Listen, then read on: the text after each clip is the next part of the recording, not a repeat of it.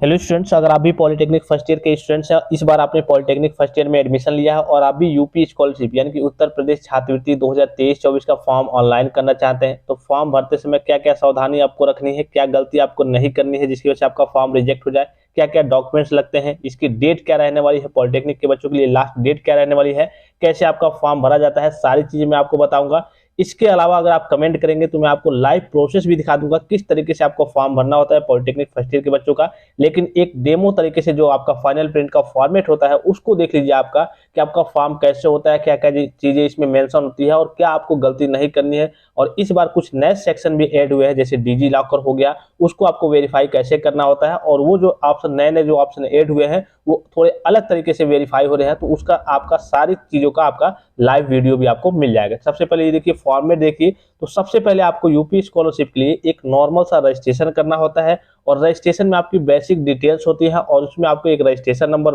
मिल जाता है। जैसे कि आपको ऊपर दिख रहा होगा रजिस्ट्रेशन विवरण में जनपद का नाम, जो इनका अमेठी है, तो जो भी आपका डिस्ट्रिक्ट होता है वो सिलेक्ट करना होता है। फिर मैं आपको क्लियर कर दूं एक बात कि आप अगर कमेंट करेंगे और कमेंट नहीं भी करेंगे, तो चूंकि मैं हर बार आपको प्रोसेस बताते रहता हूं, तो आपको प्रोसेस बता दूंगा कि कैसे पॉलिटेक्निक फर्स्ट ईयर के बच्चों का स्कॉलरशिप का फॉर्म फिलअप होता है। कोई आप गलती नहीं करेंगे, अगर छोटी सी भी गलती कर देते हैं तो आगे चल के आपका फॉर्म रिजेक्ट हो जाएगा और आपका पैसा नहीं आएगा। और जहां तक मुझे मालूम है और आपको भी मालूम है कि जितने भी पॉलिटेक्निक करने स्टूडेंट्स आते हैं उनके घर की आर्थिक स्थिति उतनी सही नहीं होती है, और ज्यादातर स्टूडेंट्स जो होते हैं वो स्कॉलरशिप के पैसे पे ही डिपेंड होते हैं कि स्कॉलरशिप का पैसा आएगा तो नेक्स्ट ईयर की जो फीस है वो जमा होगी। अगर गवर्नमेंट की बात करें तो अगर आपका 11,000 10,000 फीस लगा है तो आपका 12,000 और 14,000, लगभग 12,000 से लेकर के 14,000 तक आपके स्कॉलरशिप का पैसा आता है। और हॉस्टल में रह रहे हैं तो 1-2 हज़ार और बढ़ के आता है। अगर आप मान लीजिए कि एडेड में है तो जितने आपकी फीस लगती है उसी के आसपास आपको स्कॉलरशिप का पैसा देखने को मिलता है। अगर आप प्राइवेट में है तो उसी के हिसाब से, जैसे मान लीजिए प्राइवेट में अगर आपकी फीस 30,000 लगी है तो 30,000 के आसपास ही आपको स्कॉलरशिप का पैसा देखने को मिलेगा। तो ये काफी कहिए कि महत्वपूर्ण होता है कि बच्चों के सही बच्चे जो होते हैं बच्चे सही से फॉर्म भरें और अपना स्कॉलरशिप का पैसा प्राप्त करें,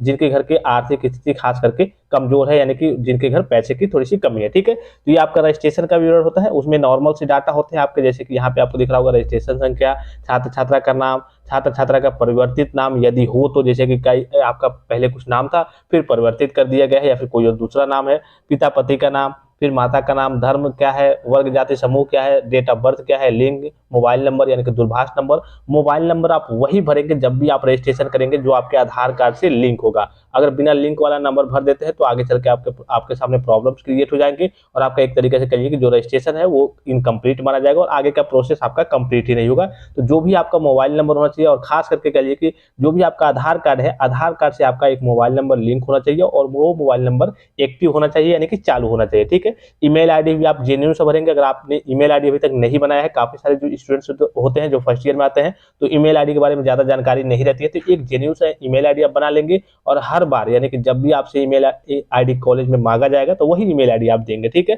फिर आपका हाई स्कूल का बोर्ड वगैरह रहेगा और हाई स्कूल आपने कब पास किया था, कौन से कॉलेज से, कितना रोल नंबर था, ये आपका नॉर्मल सा रजिस्ट्रेशन का विवरण रहता है। और रजिस्ट्रेशन के विवरण की बात करें तो इस बार कुछ सेक्शन हटा दिए गए हैं, बस आपका कहिए कि कुछ चीजें आपकी डेट ऑफ बर्थ नहीं मांगी जा रही है, इस पर मोबाइल नंबर की सहायता से आपका रजिस्ट्रेशन हो जा रहा है। तो जो रजिस्ट्रेशन का प्रोसेस होता है काफी सिंपल सा और आसान सा होता है। ठीक है, इसके अलावा जो इंपॉर्टेंट चीज है शैक्षणिक विवरण, शैक्षणिक विवरण में आप इस बार कौन सी पढ़ाई कर रहे हैं, तो जैसे पॉलिटेक्निक कर रहे हैं, डिप्लोमा थर्ड ईयर कर रहे हैं, फिर पाठ्यक्रम और ब्रांच का नाम रहेगा, जैसे इनका है मैकेनिकल इंजीनियरिंग प्रोडक्शन है, आपका जो भी रहेगा। फिर यहाँ पे देखिए पाठ्यक्रम का प्रकार है, नियमित है यानी कि रेगुलर है, और कक्षा का वर्ष एवं अवधि। ठीक है, तो यहाँ पे देखिए 3 का मतलब है यानी कि 3 साल के कोर्स में, जैसे पॉलिटेक्निक 3 साल का हो गया तो ये 3 साल के कोर्स में तीसरे साल है। ठीक है, तो आप फर्स्ट ईयर में है तो यहाँ पे जो पहला 3 दिख रहा होगा इसकी जगह पे आपका 1 रहेगा और दूसरे वाली जगह पे आपका 3 रहेगा। ठीक है, फिर आपने अगर लेटरल एंट्री के द्वारा प्रवेश लिया होगा तो यहाँ पे यस कर देंगे, अगर नहीं लिया होगा तो नो कर देंगे। आवासीय और दिवा छात्र, आवासीय मतलब होता है अगर आप हॉस्टल में रह रहे हैं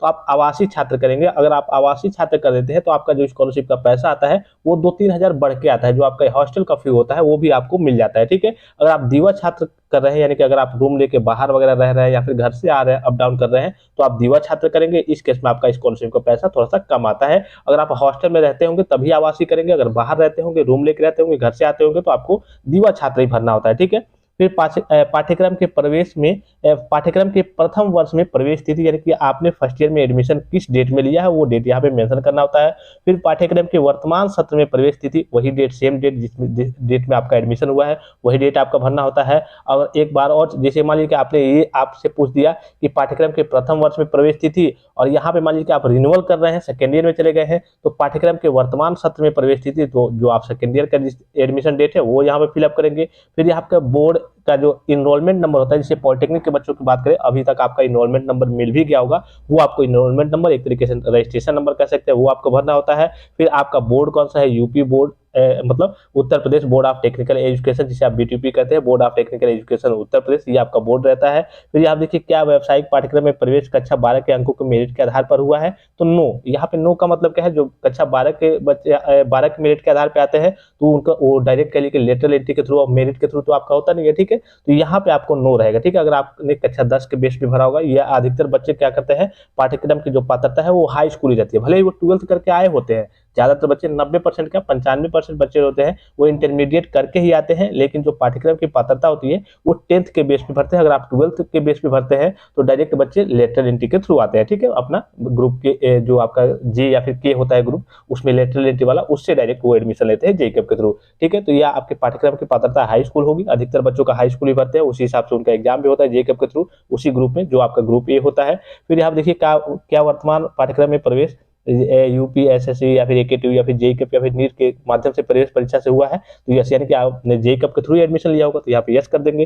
फिर प्रवेश परीक्षा का प्रकार क्या रहेगा, ऑनलाइन हुआ था या फिर ऑफलाइन हुआ था, ये सारी चीजें आप यहाँ पे मेंशन करनी होती है, ठीक है। काउंसलिंग नंबर, काउंसलिंग किस काउंसलिंग राउंड में आपका कल एडमिशन हुआ था, तो इनका थर्ड राउंड में हुआ था। फिर प्रवेश परीक्षा का वर्ष कौन सा है, आपने किस वर्ष प्रवेश एग्जाम दिया है, एंट्रेंस एग्जाम, वो आप यहाँ पे मेंशन करना होता है। फिर प्रवेश परीक्षा में प्राप्त रैंक, आपने कितना रैंक प्राप्त किया था वो रहता है यहाँ पे, और आपने कितना प्राप्त कट ऑफ अंक है, यानी कि कितना आपने पाया था, 400 में कितना नंबर पाया था वो यहाँ पे रहता है, ठीक है। विगत वर्षों के शैक्षिक योग्यता, हाई स्कूल एवं अन्य उच्चतर कक्षाओं का विवरण, यानी कि जैसे मान लीजिए कि आप 12th करके आए हैं पॉलिटेक्निक करने, तो आपका हाई स्कूल का भी विवरण लगेगा और 12th का भी जो मार्कशीट का लिए रिजल्ट का डाटा है वो सारा चीज यहाँ पे लगता है, वही आपका शैक्षिक योग्यता होता है। फिर निजी विवरण की बात करें तो आपका कहिए कि आवासीय अस्थायी पता, आपका जात कौन सा है, आपका राशन कार्ड और परिवार आईडी बना है या फिर नहीं, वो सारी चीज यहाँ पे मेंशन करनी होती है। और विकलांगता के प्रकार, अगर आप विकलांग है तो आपकी स्कॉलरशिप की राशि ज्यादा आती है, तो विकलांगता अगर आपका होगा तो यहाँ पे यस कर देना होता है, विकलांगता कितना परसेंट है वो यहाँ पे दिखाना होता है। फिर जाति एवं आय विवरण, ये काफी ज्यादा इंपॉर्टेंट है,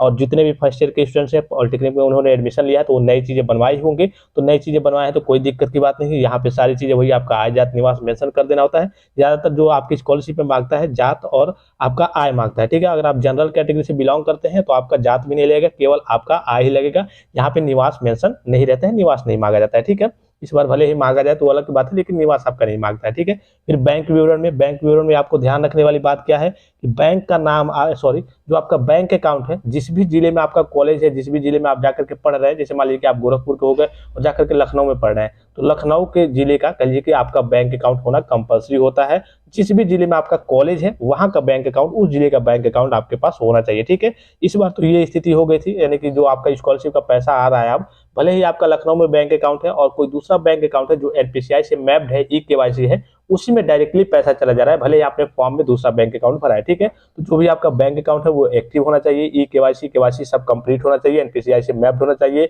आधार ऑथेंटिकेशन होना चाहिए, वो सारी प्रोसेस उसमें कंप्लीट होना चाहिए, तभी आपका स्कॉलरशिप का पैसा आपके बैंक अकाउंट में जाएगा। ये शुल्क संबंधित विवरण जो है इसमें आपको कॉलेज से कांटेक्ट करके पूछ के जो आपको फीस वो बताएंगे, सेम वही फीस, सभी बच्चों को वही फीस बताई जाती है, क्योंकि कभी कभी होता है कि ऑनलाइन कुछ और जमा होता है या फिर कॉलेज वाले कुछ और ज्यादा कम ले लेते हैं, और आपको जो स्कॉलरशिप में भरना होता है वो सभी का एक भरा जाता है, तो वो आपको बताते हैं। तो इसको आप कॉलेज से कांटेक्ट करके लगभग यही आपके पॉलिटेक्निक की बात करें तो 11,010 रुपये या फिर लगभग करिए 10,700 करके समथिंग वो आपका कॉलेज जो फीस होता है वो लगा होता है, ठीक है। फिर गत वर्ष का विवरण, यानी कि गत वर्ष की बात करें, अगर मान लीजिए कक्षा आप 12 करके गए हैं आप पॉलिटेक्निक करने, तो 12 का आपको विवरण देना है, या फिर केवल कक्षा 10 करके ही गए हैं, 12 आपने नहीं किया है तो 10 का विवरण आपको यहाँ पे भर देना है, कितना परसेंटेज कहाँ से किया था। जैसे कि यहाँ पे है इनका पॉलिटेक्निक का ही है और इनका जो डाटा है ये रिन्यूअल का है, तो इनका रिन्यूअल मान लीजिए सेकंड ईयर में पहुंच गए तो सेकंड ईयर में फर्स्ट ईयर में इन्होंने कितना प्राप्त किया था, पास है या फिर फेल है। अगर फेल होते हैं तो इस केस में आपको स्कॉलरशिप का लाभ नहीं मिलता है, पास होना चाहिए। और गत वर्ष की परीक्षा प्रणाली क्या रहती है, वार्षिक परीक्षा प्रणाली, तो यहाँ पे क्या रहेगा सेमेस्टर वाइज जो आपका चलता है,